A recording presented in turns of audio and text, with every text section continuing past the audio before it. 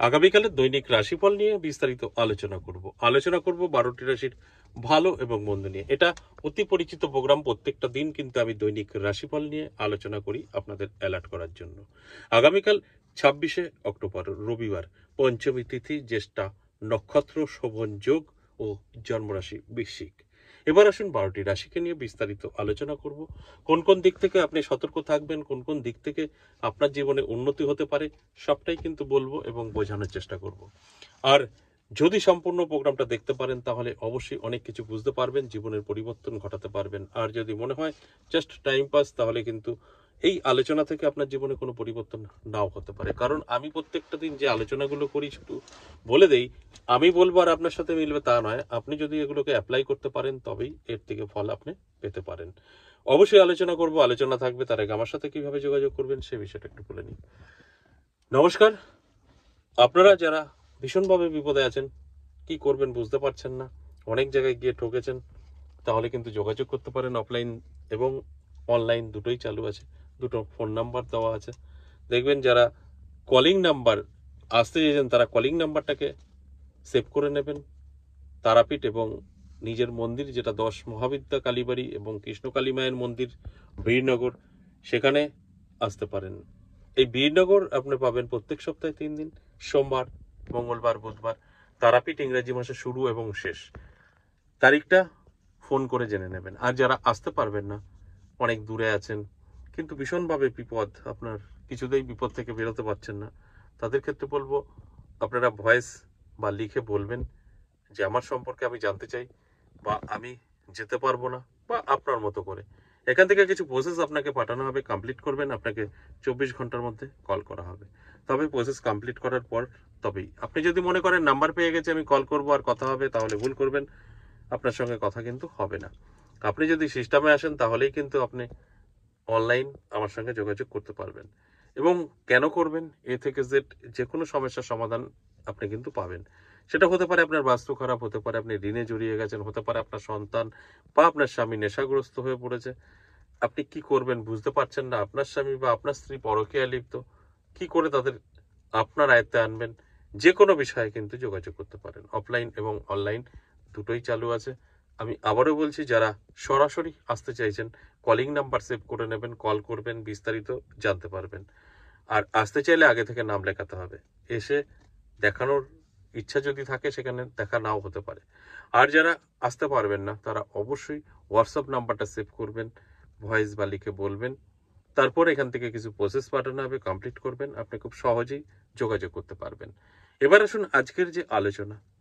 প্রত্যেক দিন আমি কিন্তু অ্যালার্ট করার জন্য এই আলোচনাটা আপনাদের সঙ্গে করি, যেটা দৈনিক রাশিফল।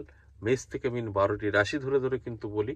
এর মধ্যে যদি আপনি সঠিকভাবে বুঝে শুনে আপনার জীবনে অ্যাপ্লাই করতে পারেন, সেখানেই বেনিফিট আসবে। আর যদি মনে করেন যে আমার এই বলছে, পজিটিভগুলো আমি পেয়ে যাব আর নেগেটিভগুলো এটাও আমার সাথে ঘটবে, ভয় পেয়ে যান এবং বলতে পারেন যে অনেকেই যে ভয় দেখাচ্ছে, সেক্ষেত্রে বলি এটা আপনার জানা থাকলে আপনি আটকাতে পারবেন। অর্থাৎ আপনি যদি জানতে পারেন আপনার খারাপ কিছু, আপনি সেটা আপনি আটকাতে পারবেন এবং আপনার জীবন থেকে দূরে সরাতে পারবেন, এটা সম্ভব। আর যদি আপনি জানতে পারেন আপনার ভীষণ ভালো সময়, সেটা আপনি আপনার জীবনে অ্যাপ্লাই করে খুব তাড়াতাড়ি জীবনে উন্নতি করতে পারবেন। যে কারণেই এই আলোচনাগুলো করা। তাহলে আসুন এক এক করে সেই রাশিগুলো বলি। কোন কোন রাশির ভীষণভাবে শুভ, কোন কোন রাশি সাবধান থাকবেন, সবটাই কিন্তু এখন বলবো। মেষ রাশির ক্ষেত্রে বলবো আপনার কিন্তু মধ্যম থাকবে, অর্থাৎ আপনি চাইলে ভালো থাকতে পারবেন। আর অ্যালার্ট না থাকলে কিন্তু আপনি অনেক কিছু থেকে পিছিয়ে পড়তে পারেন। বিশেষ করে আপনি আর্থিক দিক থেকে অনেকটাই পিছিয়ে পড়তে পারেন, শত্রু দ্বারা ক্ষতিও হতে পারে। তাই আমি অ্যালার্ট থাকার জন্য অনুরোধ করব। অ্যালার্ট থাকলে আপনি এগুলোকে সম্পূর্ণভাবে আপনি কিন্তু জীবনে উন্নতির দিকে এগিয়ে নিয়ে যেতে পারবেন। কারণ সময়টা আপনার কিন্তু নিজের উপরেই নির্ভর করছে। যে কারণে আমি বলবো যে একটু অ্যালার্ট থাকুন। বৃষ রাশির ক্ষেত্রে বলবো ভীষণ শুভ সময় থাকবে। বৃষ রাশির জাতক জাতিকারা যারা আছেন তাদেরকে বলবো অ্যালার্ট থাকতে, চোখ কান খোলা রাখুন। আপনার আটকে থাকা কাজগুলো কিন্তু ক্লিয়ার হবে। বহুদিন ধরে যে কাজগুলো আপনার হচ্ছিল না সেগুলো কিন্তু অবশ্যই আপনি করতে পারবেন এবং আপনার বেকারত্ব দূর হতে পারে। যারা বেকার আছেন তাদের কিন্তু বেকারত্ব দূর হওয়ার অবশ্যই একটা সুযোগ পাবেন। এবং মিথুন রাশির ক্ষেত্রে বলবো একটু সাবধানে থাকবেন। আপনার বদনাম সমালোচনা হতে পারে। ব্যবসা ক্ষেত্রে লসের সম্ভাবনাও কিন্তু থাকছে। তাই মিথুন রাশির জাতক জাতিকাদের অবশ্যই বলবো চোখ কান খোলা রাখুন এবং বিশ্বাসটা কম করুন, তাহলে কিন্তু অনেকটা আটকাতে পারবেন। আর তা না হলে কিছু সমস্যা আপনার কিন্তু তৈরি হবে। কর্কট রাশির জন্য ভীষণ শুভ। কর্কট রাশির জাতক জাতিকাদের বলবো আপনারা চোখ কান খোলা রাখুন, দেখবেন আপনি একটা জীবনে সুযোগ পাবেন, সেটা যে কোনোভাবেই হোক না কেন সেই সুযোগটা কাজে লাগাতে হবে, তবেই কিন্তু আমার কথাগুলো মিলবে। শুধু আমি বলে দিচ্ছি আপনি সব পেয়ে যাবেন এরকমটা কিন্তু নয়। আপনি যদি সবটা ঠিকঠাক মতন আহ, আপনার জীবনের যত সুযোগ সেগুলো যদি কাজে লাগাতে পারেন বা অ্যালার্ট থাকতে পারেন, সেক্ষেত্রে কিন্তু লাভবান হবেন। সিংহ রাশির ক্ষেত্রে বলবো শুভ। সিংহ রাশির জাতক জাতিকাদের কিন্তু প্রাপ্তিযোগ তৈরি হয়ে যায়, যেখানে দাঁড়িয়ে আপনার কিন্তু কিছু হঠাৎ করেই প্রাপ্তি করতে পারে, আর এই প্রাপ্তিটা আপনার জীবনকে বদলে দিতে পারে। এর জন্য আমি বলবো অবশ্যই অ্যালার্ট থাকুন, চোখ কান খোলা রাখুন এবং যদি সুযোগ আসে সেটাকে গ্রহণ করার চেষ্টা করুন। দেখবেন আমার কথাগুলো আপনি সম্পূর্ণভাবে মিলে নিতে পারবেন। এবং কন্যা রাশির ক্ষেত্রে বলবো একটু সাবধান থাকুন। কন্যা রাশির জাতক জাতিকাদের সময়টা কিন্তু খুব একটা ভালো যাবে না। আপনার বদনাম হতে পারে, সমালোচনা হতে পারে, আপনার কর্মস্থানের সমস্যা তৈরি হতে পারে। এগুলো কিন্তু আপনাকে কন্ট্রোল করতে হবে। আর আপনাদের কন্ট্রোল করবেন বলেই এই আলোচনা অ্যালার্ট করার জন্য।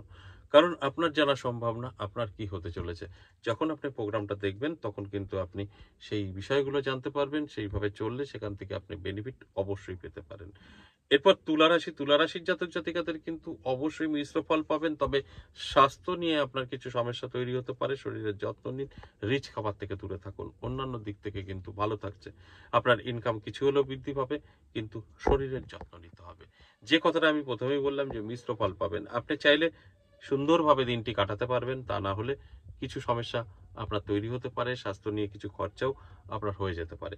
বৃশ্চিক রাশির ক্ষেত্রে বলবো ভীষণ শুভ থাকছে। আপনার প্রাপ্তিযোগও তৈরি হয়েছে, নানা দিক থেকে কিন্তু আপনার ভাগ্যের পরিবর্তন করতে পারে। তাই বৃশ্চিক রাশির জাতক জাতিকাদের বলবো অবশ্যই অ্যালার্ট থাকুন, চোখ কান খোলা রাখুন। চেষ্টা পরিশ্রম অবশ্যই আপনাকে করতে হবে, তবেই কিন্তু আমার এই কথাগুলো আপনি মিলিয়ে নিতে পারবেন। আপনার জন্য সময়টা কিন্তু অত্যন্ত শুভ।